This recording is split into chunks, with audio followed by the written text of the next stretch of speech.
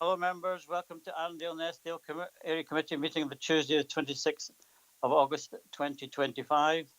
The first item on the agenda is appointing the Chair and Vice Chairman, reports by the Assistant Director of Governance and Human Resources, and I'll hand over to Tracy to introduce that item. Thank you.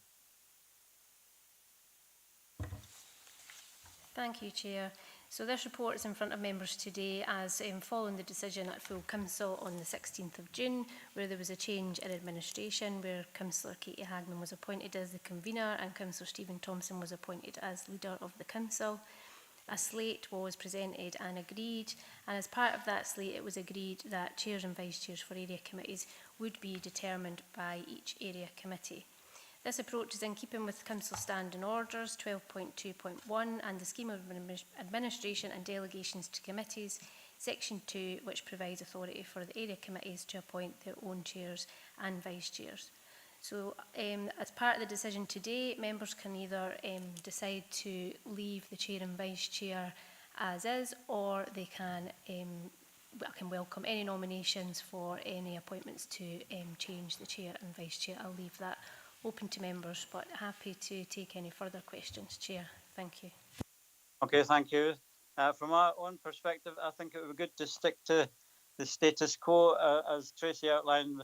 That is quite within our remit, or possible remit. So that would be my proposal. So I'd like to hear if there's any other thoughts. Councillor Dryborough. Yeah, thanks, Chair. I think there's been a change in administration, therefore I'm not really bothered whether they change chair or vice chair, but I think it should be give people an opportunity to either confirm or not that they rely on the chair because of the situation that's in. So therefore, I'm happy to listen to other members, but I'm happy for you to keep vice chair. Any other people coming in? Stephen Thompson, Councillor Thompson. Thanks, Chair. Similar to Councillor Dryborough, I mean, I think it's important that area committees have their own local arrangements. I think that's part of the spirit of what they're about.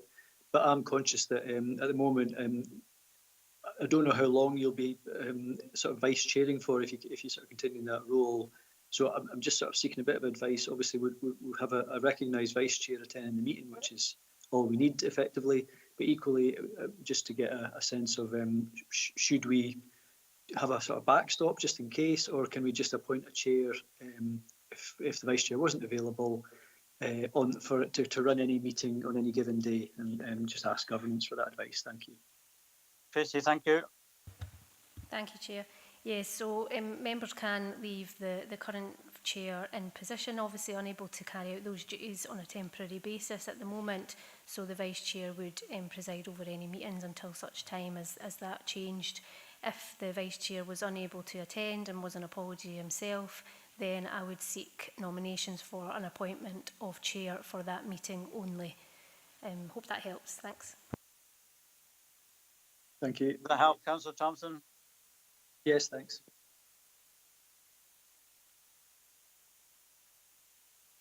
Have we any other suggestions apart from maintaining the status quo?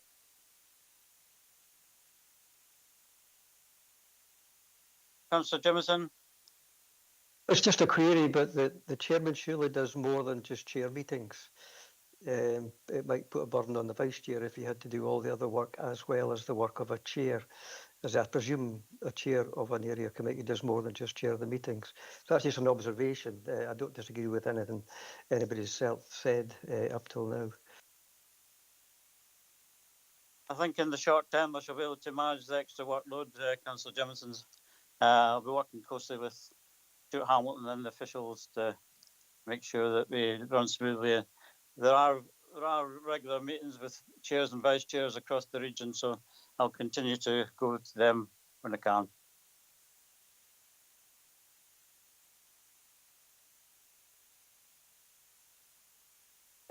Shall we agree to the status quo then? I propose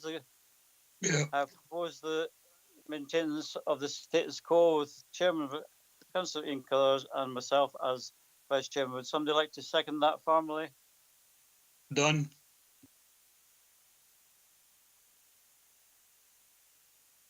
Got that, Tracy?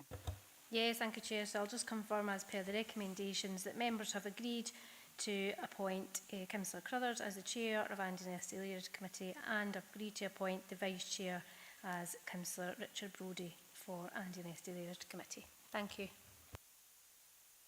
Thanks. Thanks, Tracy. We're on to item 2, the Sederant apologies and Chair's approval of members' remote participation. I approve the remote participation. Can we have the Sederant and apologies, please? Thank you, Chair. So we've got 9 members present, everyone on Teams because it's a Teams-only meeting.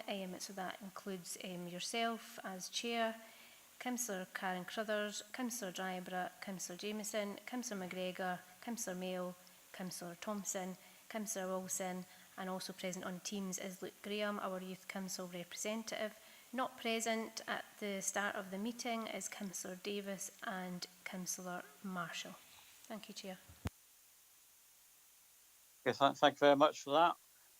Item 3 is declaration of interest. Yeah, declaration of interest. Sorry. Yeah. Sorry, Chair. Councillor Davis is an apology. Right. Okay. Okay. Councillor Davis is an apology. Thank you very much for that. And we'll have this there, and we had approval of the members' remote participation. Item 4 on the agenda is a minute of previous meeting of 28th of May, and that is for approval. Are members happy with the content of the minutes? Nobody's saying otherwise, so we've approved the minutes of the 28th of May. Item 5 is... Sorry, Chair. Sorry, Chair. Yeah. I'm not sure if I just missed it, but item 3 was the declaration of interest. I know Councillor McGregor came in to give an apology at that point, but if I can just confirm that no member had any declarations, please, just for the minute. Thank you. I think that's confirmed. Thank you. Item 5 on the agenda is the development of a transport hub, Kiln Green Car Park, Langham. Report by Transport and Operations Manager.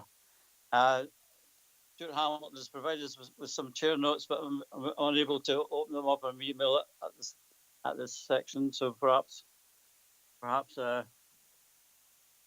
Stuart Hamilton can give a wee introduction to it.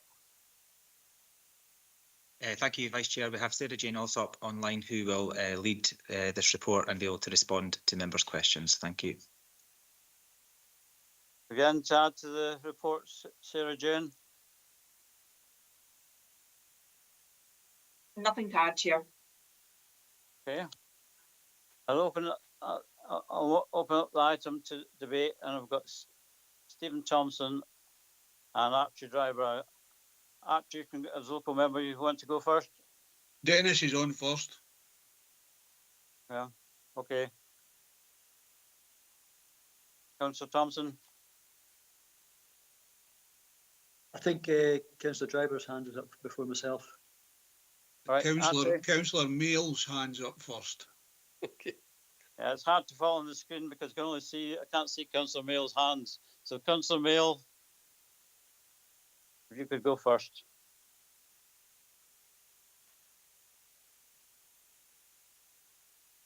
You're on mute, Dennis. Still no mute. Okay, can you hear me now? Yeah. Yeah. I'm saying this is a real welcome addition to the aspirations of the community in Eskdale, especially with the tourism things that are coming, the 150 chalets just south of the town and the centre parks just north of Hawick. I think there's going to be an explosion of tourism and cyclists and walkers. So this facility will be very much welcomed. I'm just delighted it is proceeding and that hopefully it'll be in situ soon. Thanks, Chair. Thank you, Councillor Mill. Councillor Dryborough. Thank you, Chair. I would agree with what Dennis says there, and it's really important not just for tourism, of course, but obviously the situation with local bus network as well. So I'm happy to agree all recommendations that are in the report. Okay. Councillor Thompson. Yeah, thanks, Chair, and I appreciate this. I suppose it's preparatory insofar as this is common good, so this is the determining committee for this at Kiln Green. But just on the wider question of the transport hubs, and I appreciate, Sarah Jane, you did provide me with a reply for an inquiry I had about the potential for a hub at Gretna. I gather that there had been previous discussions, and I'm only aware of this partly because of my recent heightened interest in the bus provision, and also I had the opportunity to attend Langham Common Riding, so I was lobbied or approached by many people who were asking about connectivity, let's say.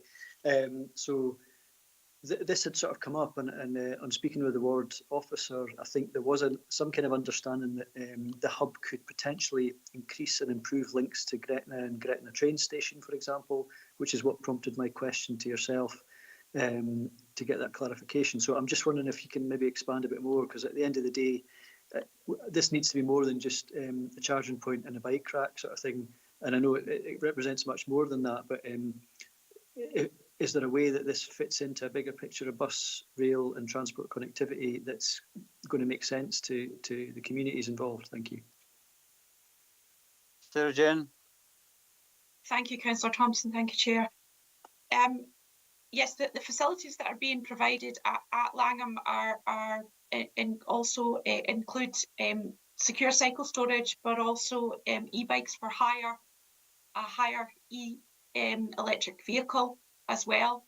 So there's more than bike racks and vehicle charging being included. The idea of the transport hubs, 9 of which are being placed across the region, is that when people can step off a bus or a rail link, if appropriate, that they can pick up alternatives for that last mile with the likes of cycle journeys.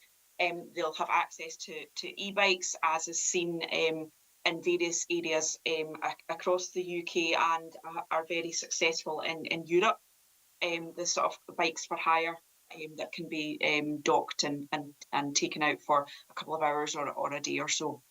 There'll be provision of that added at Langham, and also, as I say, there'll be hire club car hire car club vehicles provided as well for local residents and for visitors to book.